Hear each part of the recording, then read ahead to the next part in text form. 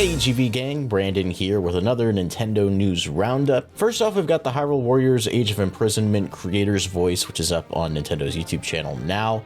Not a ton of new stuff here. They talk a little bit about the story. We'll get to meet the masked sages from Tears of the Kingdom and some other stuff like that. But the point I really wanted to drive home was this one new shot of gameplay in the video that is running at a glorious 60 frames per second. For those of you who've played Age of Calamity on Nintendo Switch know that that game runs like butt. It just does not run really well. And one of the points that they drove home is that they were able to get higher frame rates for Age of Imprisonment. Most of the footage that you see in the video is the same footage from the Nintendo Direct, which didn't look great. But this new shot, while the resolution doesn't seem to be like super crazy high, the frame rate seems to be a buttery smooth 60 frames per second. And I know that's what all of us want for the next Hyrule Warriors game. Hopefully this eventually makes its way back to Age of Calamity on Nintendo Switch 2 as a free update or something, but I'm very excited and very happy to see that it's in 60 frames per second. Speaking of frame rates and resolution, Nintendo Life got an exclusive from the developers behind Fast Fusion Shinen Multimedia, and we've learned a little bit about some of the performance modes that will be available in Fast Fusion. So first of all, we have both docked and handheld modes. For docked, we have Performance, which runs at 1080p, 60 FPS with HDR. Balanced is 1440p with 60 FPS and HDR. Quality is mixed 4K/1080p, 60 FPS, HDR. Menus and HUD overlays are in 4K.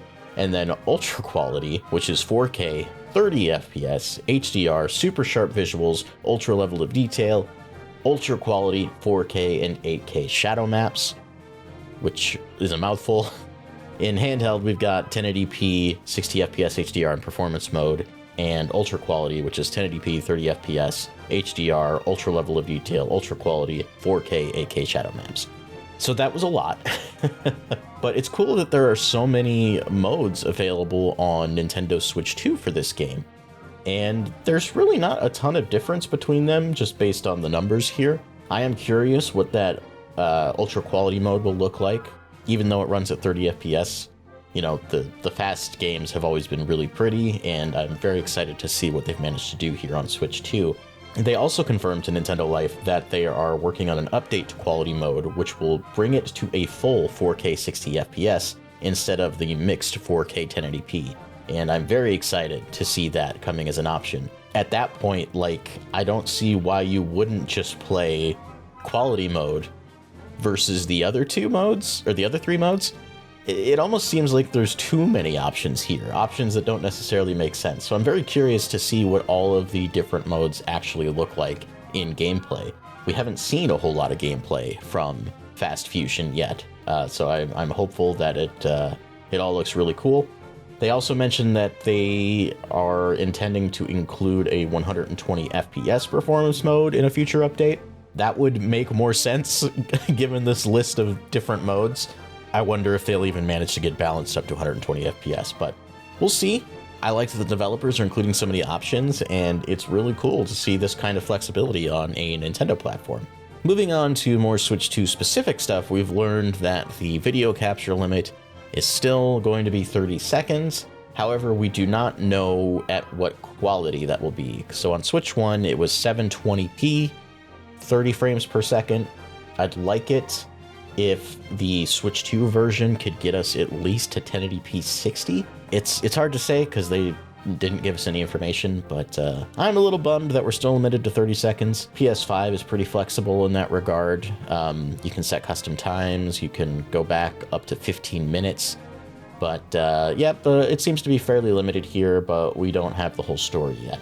Speaking of this, we've also seen that the news page will no longer give you a conglomerate of every user profile's news preferences in that list. So if you're like me and you have a Japanese account so you can buy Japanese games, those news stories show up in your news tab along with the American ones, and that was really annoying. So on Switch 2, only the news related to the user account that you check in with will be displayed, and that's a much better way to handle it. We've also learned that Switch 2 cases will be the same size as Switch 1 cases, so all of you collectors out there who were worried about your shelves looking a little off-kilter, you don't have much to worry about here. However, there doesn't appear to be any actual inside art. We have seen some images of the insides of boxes, and it appears to just be red plastic.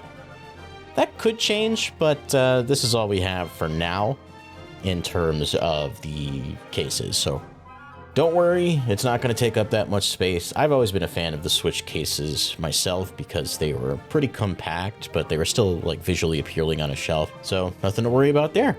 So we've heard that Nintendo can monitor your game chat sessions for moderation purposes, but we now have a clearer understanding of what they actually have access to.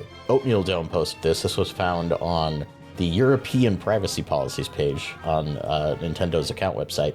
It says, if you encounter any language or behavior that may violate applicable laws, the Nintendo Account Agreement or NOE's community guidelines, you may review the last 3 minutes of the relevant recorded communication content on your user device and report it to NCL.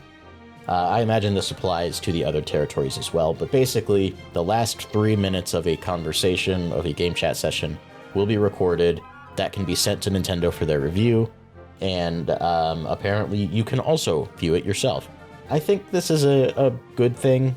Nintendo clarifies that they're not going to be viewing your footage unless you actually submit a report. There's always going to be privacy concerns, so I certainly understand that if you're worried, but this should make it easier for moderation reports to actually get somewhere, so hopefully this is a net positive.